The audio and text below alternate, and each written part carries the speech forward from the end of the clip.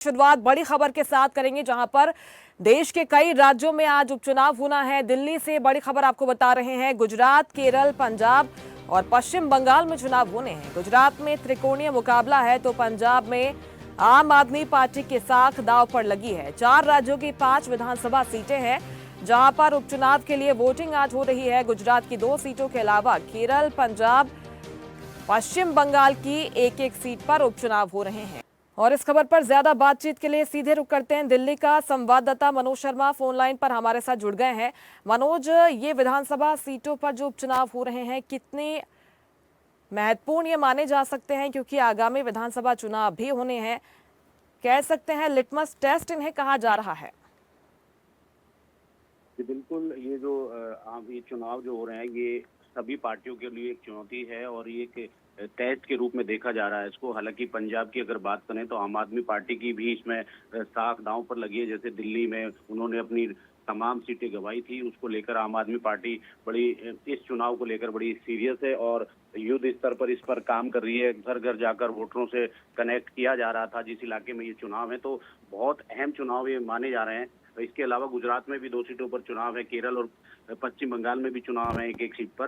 तो ये चुनाव जो है अहम इसलिए माने जा रहे हैं कि आने वाले चुनाव जो हैं उसके लिए इसमें कितना इसका रिजल्ट मायने रखता है, तो इस बात को लेकर ये चुनाव मायने रखते हैं और अहम चुनाव है। जी बिल्कुल, और अहम पंजाब के उपचुनाव भी हो जाते हैं क्योंकि आम आदमी पार्टी की साख यहाँ पर दांव पर लगी है।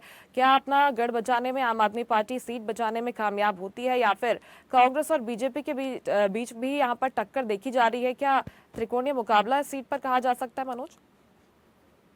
देखिए, पंजाब के लुधियाना प्रांत जिला है उसमें ये चुनाव होना है और उसमें आम आदमी पार्टी का गढ़ उसको माना जाता है। बावजूद इसके तमाम जो वोटर्स हैं वो बीजेपी के भी हैं, कांग्रेस पार्टी के भी हैं और अकाली दल के भी हैं। तो तमाम जो वोटर्स हैं, देखने वाली बात ये होगी जिस दिन इसका नतीजा आएगा वो कितना महत्वपूर्ण है। तो फिलहाल तो ये है कि आम आदमी पार्टी अपनी सीट को बचाने की जद्दोजहद में लगातार लगी हुई है। जी बिल्कुल, इसके साथ ही गुजरात की जो विसावदर और कदी विधानसभा सीट पर उपचुनाव होने हैं, 2 सीटें भी काफी मायने रखती है। यहाँ पर किस तरह का माहौल है मनोज?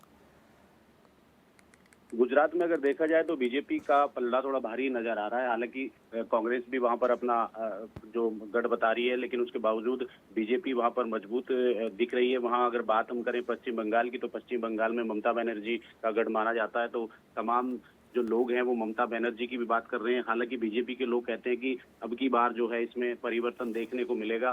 तो ये सारे जो 4 राज्य हैं इनमें सब में जो चुनाव है बहुत ही महत्वपूर्ण है। बावजूद इसके आने वाले चुनाव का ये टेस्ट माना जा रहा है और इसके नतीजों से कोई हालांकि खास फर्क किसी भी पार्टी पर, किसी भी सरकार पर पड़ने वाला नहीं है। लेकिन इसको आने वाले विधानसभा चुनाव को मद्देनजर देखकर इसको बिल्कुल, निश्चित तौर पर आगामी विधानसभा चुनाव को देखते हुए चारों सीटें काफी महत्वपूर्ण स्थान रखती है। 23 तारीख का इंतजार है जब नतीजे आएंगे। बहुत शुक्रिया मनोज आपका जानकारी के लिए। लेटेस्ट खबरों के लिए लाइक, फॉलो और यूट्यूब पर सब्सक्राइब करें, बेल आइकन दबाएं, साथ ही विजिट करें swedishlive.com पर।